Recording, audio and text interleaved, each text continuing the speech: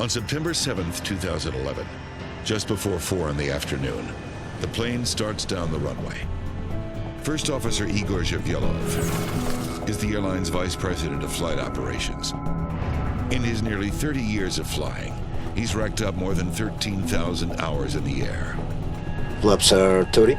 Beside him is Captain Andrei Solomentsev, one of his closest friends. Gear down. Flight engineer Vladimir Atushin rounds out the three-man cockpit crew. Crew are taking off. V1 is 190.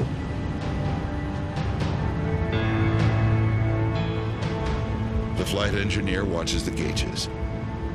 It's his job to advise the captain when the plane reaches takeoff speed. The engine power should determine just how fast you get, and if it's done properly and the flaps and slats are set right, you will have the right lift generated by the speed to get you off the ground safely, as almost always happens. Rotate. The flight engineer called rotate, and the captain displaced the yoke to rotate the elevators up to about 10 degrees. This would have been sufficient for creating that takeoff attitude and the airplane lifting off. But the plane stays on the ground. Some of the passengers sense trouble. The runway is 3,280 yards long. The crew must lift off before the 2,800-yard mark, or they won't be able to stop safely. The plane has enough speed and should get airborne. 220.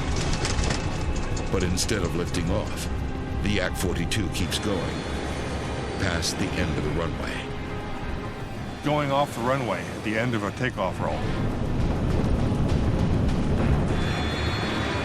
What you doing? The crew struggles desperately to get the plane off the ground.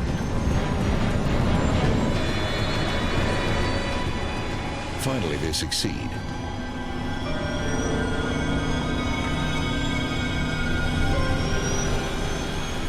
The plane is airborne, but not out of trouble.